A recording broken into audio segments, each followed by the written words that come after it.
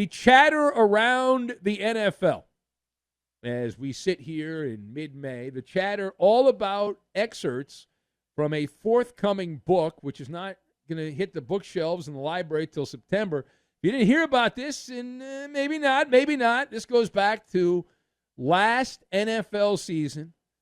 The can't-miss top pick in the draft, Caleb Williams, and he's a Chicago Bear. He didn't want to be a Chicago Bear. How do we know that? Well, we knew it at the time, and now we know it again because of a new book which is coming out, and they're hyping up the book. The way the book game works, as it has been explained to me, before the book comes out, about 3 months before, you start leaking stuff.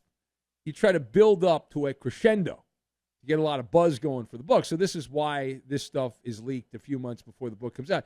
So Caleb Williams and his father, the dad, Carl, attempted to circumvent the NFL draft. They did not want the Chicago Bears to select Caleb Williams in the 2024 NFL draft. This guy, Seth Wickersham, who had a lot of dirt on the Patriots a couple years back, he's a scribe that likes to dig into the weeds, and he's got a new book coming out. Now, it's not specifically about Caleb Williams. It's about quarterbacks and some of the other guys around the NFL, like the Manning family, that were able to successfully avoid playing for the old San Diego Chargers and things like that. So Chicago, according to the book, there's a quote from Carl Williams, the father of Caleb, who said, "Chicago is the place quarterbacks go to die."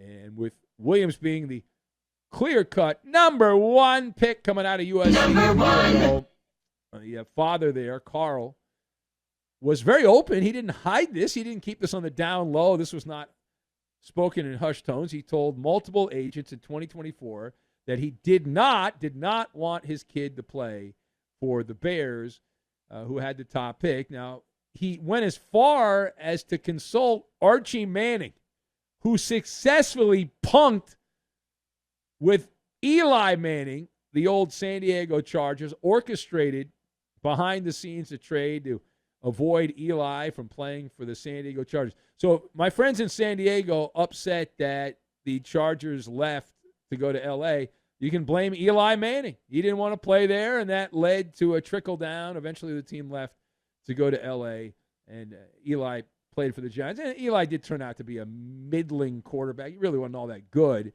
A lot of dumb people, the casuals, think Eli was good. He wasn't. We all know that. But he did go on and made a lot of money, and people like him because of 2 days or 2 playoff runs. Other than that, he was a failure. Now, according to the book, Caleb Williams decided he wanted to be drafted by the Minnesota Vikings of all teams because he had a bromance with Kevin O'Connell at the NFL Scouting Combine. They were sitting around roasting marshmallows and singing Kumbaya, unless they weren't.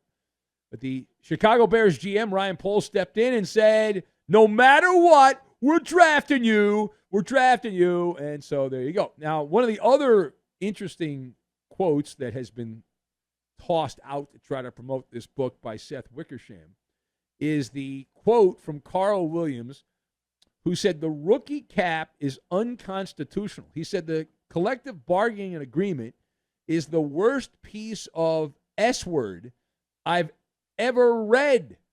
It's the worst in sports history, the father of the Bears quarterback said. So let us discuss. There's a lot to pick apart on this. So the question will be like the hyena picking the meat off the rotting carcass. So the question, give me your reaction to this book that paints the picture, the way I read these excerpts, that Caleb Williams and his dad, they went scorched earth to avoid the Bears, and it didn't work. Much like Caleb Williams trying to avoid a sack. That doesn't work either. All right, so my observations. I've got the pop swap, sewing machine, and voting numbers. And we will combine all of these things together, and we are going to make the chicken shawarma is what we're going to make, the chicken shawarma. So number one. I said number one. All right. Let me preface this by saying that doing a daily talk show, none of this was new in terms of Caleb Williams not wanting to play for the Bears, in terms of Caleb Williams attempting to get out of playing for the Bears. Like, that stuff's not new information if you pay attention to the daily grind. The part that is new is Kevin O'Connell. All right. Now, Kevin O'Connell, his connection, his bond with these quarterbacks, next level. The rest of it's just kind of confirmation and all that. The rumors, which so many people like to sweep aside. Why do you talk about rumors? I don't understand. Why do you talk about rumors? None of it's real. It's just meaningless drivel. That's why people don't like talk radio, okay, well, all of it was right. It's all documented right there. The father, Carl Williams, was not bashful, right? He was not bashful. And in this case, you look at the Bears right now, where they find themselves a year in to the Caleb Williams experience. And so the Bears franchise has done the old pop swap. Back in the old days, the Bears loved to romanticize Papa Bear. Hallis Hall is where they practice at. Papa Bear, the legendary John, the figure that's bigger than life in Bears history, Papa Bear, George Hallis. So that was back in the day. Now they have Pageant Papa is what they went from Papa Bear to Pageant Papa, the enthusiastic, supportive, overly involved dad, right? The dad. Carl, the father here, was deep inside the duffel bag of tricks, the deep dive into the duffel bag of tricks. Now, everything from trying to get an ownership stake in the Bears to, as far as we know, he probably deputized Sweet James and Carl Jacob type lawyers to escape the Bears. And they read over all the legalese and tried to find some kind of loophole. None of it worked. All right, now page 2. So what is the message? What is the message that Carl Williams was sending by trying like the Dickens to avoid the Chicago Bears? So this is a terrible look. I have an unpopular opinion on this. I realize that many people are like, oh, yeah, I'd avoid the Bears too. The Bears blow, man. And the Bears do blow. And the Bears do suck. My entire life, other than like 1 or 2 years, as a little kid, the Bears have been pathetic. All right, they've been pathetic. Despite that, this is a bad look. It is a bad look because what you're telling me, and it didn't work, but you tried to do it. You couldn't do it, which also looks bad. You're not powerful enough to do it. Other people have been able to do it. You couldn't do it.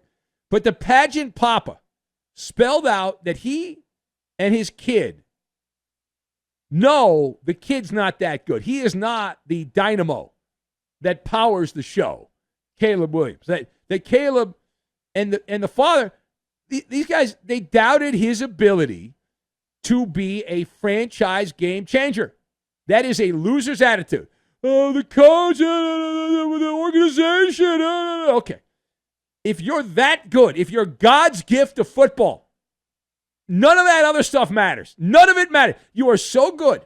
You go out there and you rise all the other boats. The rising tide, everyone else rises around you. Right? You don't run from the grind. And it sounded like he couldn't pull it off. He tried to do it. Caleb Williams tried to run from the grind. And he was handed some scraps. And instead of trying to go out and get that sewing machine and sew together a masterpiece, he's like, no, I want to go somewhere where I get the good silk and I can have better material. And instead of creating your own reality, you're turning to run, and he couldn't even pull that off. You're supposed to turn the stumbling block into the stepping stone, and his father, loser's attitude, and Caleb Williams, losing attitude. Listen, the Bears' history with quarterbacks, that tells you what has happened, not what's going to happen. Now, at the time, they had Matt Eberflus and Shane Waldron as the two brains on offense. But if you're the spark that lights the fire, you change the history of those guys, and it turns out that he wasn't.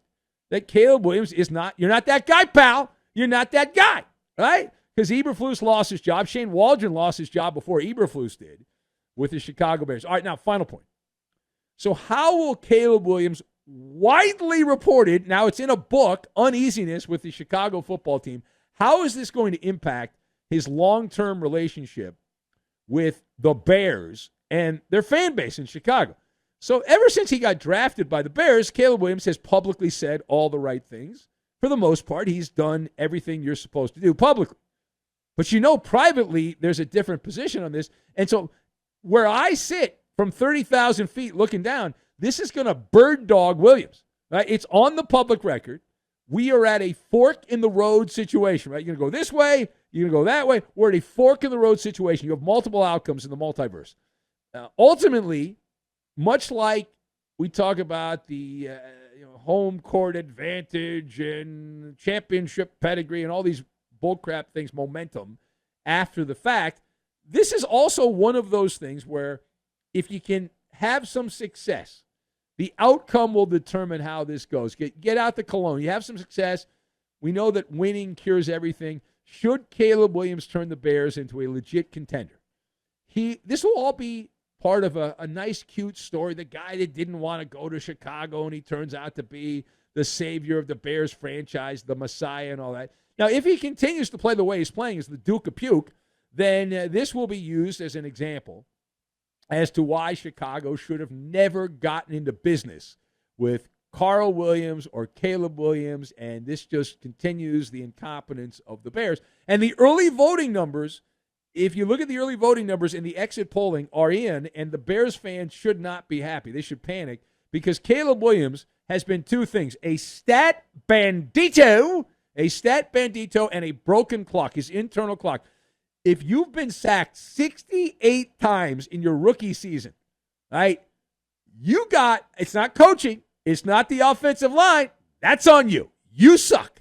You blow. That's on you, right? 68 sacks, third most in NFL history. Only David Carr with an expansion team in 2002, and Randall Cunningham in the mid-'80s with the Eagles have been sacked more in a season. And Caleb Williams lost 466 yards. 466 yards on sacks. 466 on sacks, which was the fourth most lost on sacks in the history of pro football. And remember, the sack is a quarterback stat. The low information fan, the uneducated fan will tell you, it's on the offensive line, blame the fat guys. No. Most of the time, not always, but most of the time the sack is on the quarterback. And it should also be mentioned here. The experts say in the game, the sack is half a turnover. Because when you're sacked, you've pretty much torpedoed that drive. So a sack is worth half a turnover, which means, do the MALLER math on this, so 68 sacks as a rookie, and if each sack is worth half a turnover, that's an extra 34 turnovers. 34 turnovers on the resume of Caleb Williams, the dancing bear who didn't want to be a bear and is a bear. And good luck. Good luck to the Chicago Bears. He just doesn't seem like he's it. Doesn't seem like he's it. We'll see what happens there.